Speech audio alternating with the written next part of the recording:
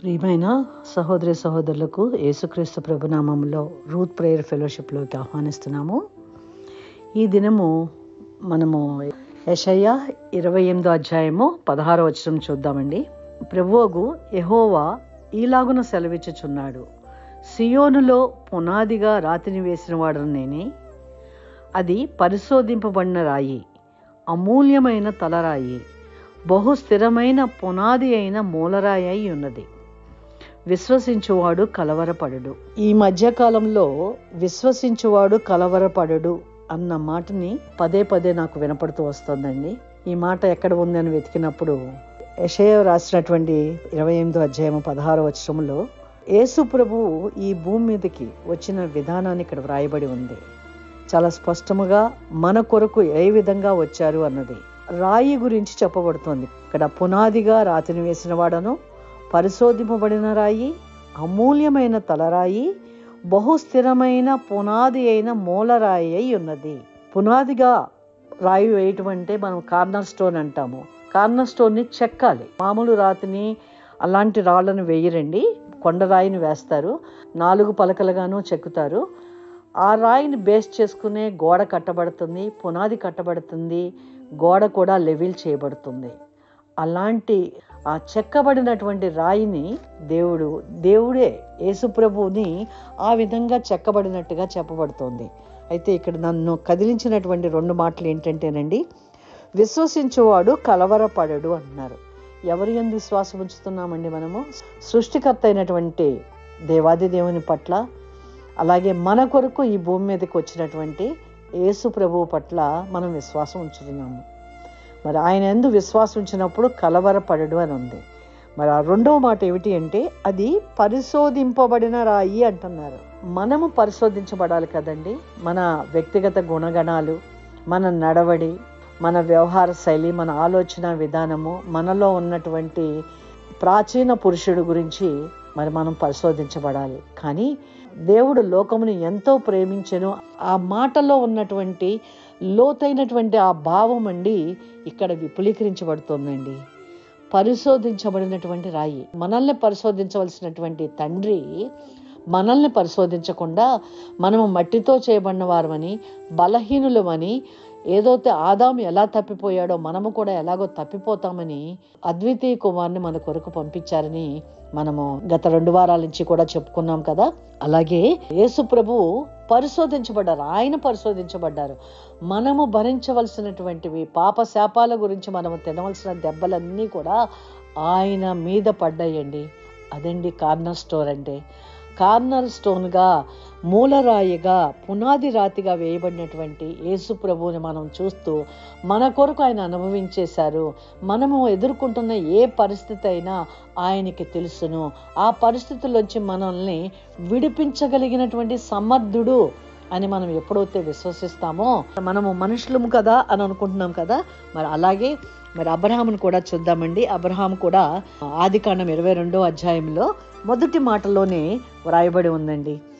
ఆ సంగతులు జరిగిన తర్వాత దేవుడు అబ్రహామును పరిశోధించెను. చూసారా అండి, మనల్ని పరిశోధించలా. మనకు ముందుగా ఉన్నటువంటి హెబ్రీ పత్రిక 11వ అధ్యాయంలో చెప్పబడినట్లుగా మన ముందు గొప్ప సాక్షి సమూహం ఉందండి. వారందరూ శోధించబడి వారందరూ కూడా మనకు ఒక మార్గాన్ని తెరిచి వెళ్ళారండి. శారీరకమైన బాధలు, మానసికమైన బాధలు భరించలేనప్పుడు మనము కలవరపడతాము. కానీ ఆ కలవరపాటు లేకుండా వీళ్ళు ఏ విధంగా ఎదుర్కొన్నారో మనకు ఒక సాదృశ్యాన్ని మనకి ఇక్కడ ఉంచారండి. ఏ విధంగా అబ్రహాముని పరిశోధించారండి? ఎట్లనగా ఆయన అబ్రహామా అని పిలవగా అతడు చిత్తము ప్రభువా అనెను. అప్పుడు ఆయన, నీకు ఒక్కడయ్యున్న నీ కుమారుని అనగా నీవు ప్రేమించు ఇస్సాకుని తీసుకొని మొరియా దేశమునకు వెళ్ళి అక్కడ నేను నీతో చెప్పబో పర్వతములలో ఒక్క దాని మీద దహన బలిగా అతనిని నర్పించుమని చెప్పాను. దేవుడిచ్చినటువంటి వాగ్దానం ప్రకారం 24 సంవత్సరాలు వేచి ఉన్న తర్వాత జన్మించినటువంటి ఆ ఒక్కగానొక కుమారుణ్ణి, ఆ కుమారుణ్ణి వధించమని చెప్పినప్పుడు కలవరపడకుండా మరి అబ్రహాం వెళ్ళాడండి. విశ్వాసముతో, ఎందుకంటే ఇచ్చిన ఆయన వాగ్దానం చేశారు, నీ సంతానము నక్షత్రముల వల్లే విస్తరిస్తారు అని చెప్పినటువంటి ఆ దేవాది దేవుడు ఇచ్చిన ఒక్కగానొక కుమారుణ్ణి బలి ఇవ్వమన్నా ఆయన బ్రతికించే దేవుడని కలవరపడకుండా ఆయన ఉదయకాలంలో లేచి కట్టెలు ఏర్పాటు చేసుకుని కుమారుని తీసుకుని మొరియా పర్వతం మీదకి బయలుదేరారండి. 22వ అధ్యాయము 16వ వచనంలో అంటున్నారు కదా, నీకు ఒక్కడే అయ్యున్న నీ కుమారుని వెనుక తీయక ఈ కార్యము చేసినందున నేను నిన్ను ఆశీర్వదించి ఆకాశ నక్షత్రం వలెను సముద్ర తీరము వందల ఇసుక వలెను నీ సంతానమును నిశ్చయముగా విస్తరింపచేసేదను. నీ సంతతి వారు తమ శత్రువుల గవిని స్వాధీనపరుచుకుందురు. అదండి మనకు వచ్చిన వాగ్దానము. మన శత్రువుల గవిని మనము దోచుకునే వారముగా మనల్ని దేవుడు చూస్తున్నారు. అలాంటి ఆశీర్వాదంతో మనల్ని దేవుడు ఆశీర్వదిస్తున్నారు. ఇప్పుడైతే మనకు సమస్యలు వచ్చినప్పుడు మనం విశ్వసించినటువంటి దేవుడు గొప్ప దేవుడని మనము కలవరపడకుండా ఉంటామో అప్పుడు మన జీవితంలో మనము శత్రువుని యొక్క గవిని దోచుకునే వారముగా మనము మన సంతానం ఉండగలమండి. అలాగే ఇంకొక వ్యక్తిని నేను తీసుకుంటున్నానండి. నిర్గమాకాండములో 14వ అధ్యాయం కూడా చదవండి మీరు. ఇక్కడ మోషే ఆ ఐగుప్తు నుంచి ఇశ్రాయేలీలందరినీ తీసుకుని వచ్చినప్పుడు ఎర్ర సముద్రం ఎదుటక వచ్చి ఆగినప్పుడు వెనక నుంచి ఫరో సైన్యం వెంటబడినప్పుడు ఇశ్రాయేలీలందరూ మోషేకి ఎదురు తిరిగినప్పుడు అక్కడ మోషే పలుకుతున్న మాట అండి 13వ వచనంలో అంటున్నారు కదా, అందుకు మోషే భయపడకుడి. మోషే కలవరపడలా, అయ్యో ఫరో సైన్యం అంతా వచ్చేసింది, ఇశ్రాయేలీలందరూ నాకు వ్యతిరేకం అయిపోయారు, ఎదురు చూస్తే ఎర్ర సముద్రం ఉంది, ఎలా వెళ్ళాలి అని అతను కలవరపడలేదు. మనము కూడా మన ఎదుట ఎర్ర సముద్రం వల్లే సమస్య వచ్చినా కూడా కలవరపడకుండా విశ్వసించువాడు కలవరపడడు. అదండి నాకు తాకిన మాట, నా హృదయంను తాకిన మాట. విశ్వసించువాడు కలవరపడడు. కనుక మనము నమ్ముకున్న దేవుడు, మన దేవాది దేవుడు మనల్ని తప్పించగలిగిన సమర్థుడని మనం విశ్వసించినప్పుడు మనము కలవరపడము. అందుకని ఈ 13వ వచనంలో మోషే చెప్తున్నాడు కదా, అందుకు మోషే భయపడకుడి, యెహోవా మీకు నేడు కలగజేయు రక్షణను మీరు ఊరక నిలుచుండి చూడుడి. మీరు నేడు చూసిన ఐగుప్తీయులను ఇక మీదట మరి ఎన్నడను చూడరు. ఈ వాక్యము మీకు నాకు వింటున్నటువంటి ప్రతి ఒక్కరికినండి. మరి ఇహ నుంచి ఇందాకేం చెప్పారండి, ఆదికాండం 22లో శత్రు గవిని దోచుకుంటామన్నారు. నిర్గమాకాండం 14వ అధ్యాయం 13వ వచనంలో ఏమంటున్నారండి, మీరు నేడు చూచిన ఐగుప్తీయులను ఇక మీదట మరి ఎన్నడను చూడరు. యెహోవా మీ పక్షమున యుద్ధము చేయును, మీరు ఊరకయే ఉండవలనని ప్రజలతో చెప్పాను. ఆ యొక్క విశ్వాసాన్ని మనము ప్రకటించినప్పుడు మనము కూడా దేవుని యొక్క అనునీయుల వల్లే, ఆయన అనుసరించే వారి వల్లే మనం ఉంటామండి. అందుకని 1 పేతురు రాసినటువంటి మొదటి పత్రికలోని 2వ అధ్యాయంలో 4వ వచనంలో అంటున్నారు కదా, దేవుని దృష్టికి ఏర్పరచబడినదియు అమూల్యమును సజీవమునైన రాయియగు ప్రభువు వద్దకు వచ్చిన వారే. ఎవరి వద్దకు వచ్చామండి? అమూల్యమును సజీవమునైన రాయియగు ప్రభువు వద్దకు వచ్చామండి. ఇందాక కూడా మనము పునాది రాయి కదా గురించి మాట్లాడాము, పరిశోధింపబడిన రాయి గురించి మనం చెప్పుకున్నాం.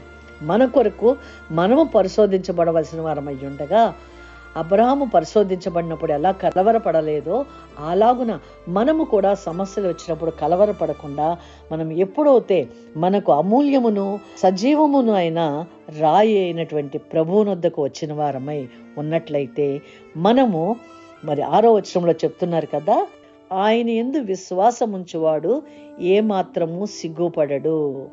ఇందాక వచనంలో పాత నిబంధనలో కలవరపడను అంటే నూతన నిబంధనలోకి వచ్చేటప్పటికి మనము సిగ్గుపడనవసరం లేదు. అంటే ఎలాంటి పరిస్థితి వచ్చినా మనము దేవుడు కాచి కాపాడే దేవుడు మనకు ఉన్నారు అని 1 పేతురు 2వ అధ్యాయంలోనే 6వ వచనం మనకు సెలవిస్తోందండి.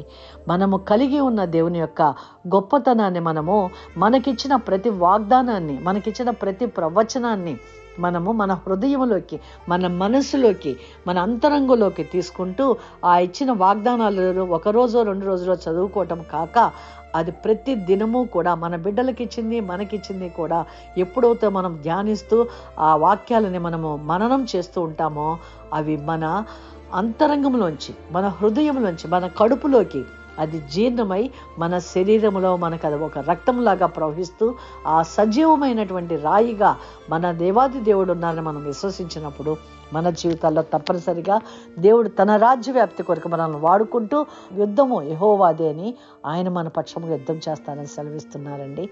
మనము శత్రువుగా దోచుకునే వారముగా ఉంటామంటున్నారు కనుక మరి ఇప్పుడు ప్రార్థన చేసుకుని ముగించుదామండి. సర్వశక్తిమంతుడైన దేవా, మీ కృప మీ కనికరములను వింటున్న ప్రతి ఒక్క బిడ్డ మీద ప్రవహింప చేయండి. శత్రువు గవిని దోచుకొని వారుగా విశ్వసించేవాడు కలవరపడడు అన్నారు ప్రభా. మరి కలవరపడకుండా ఉండే ఆ స్థితిలోకి మమ్మల్ని విశ్వాసము నుంచి అధిక విశ్వాసంలోకి నడిపించమని నజరేయుడైన యేసుక్రీస్తు ప్రభువు పేరిట ప్రార్థించి వేడుకొంచున్నాము తండ్రి. ఆమేన్.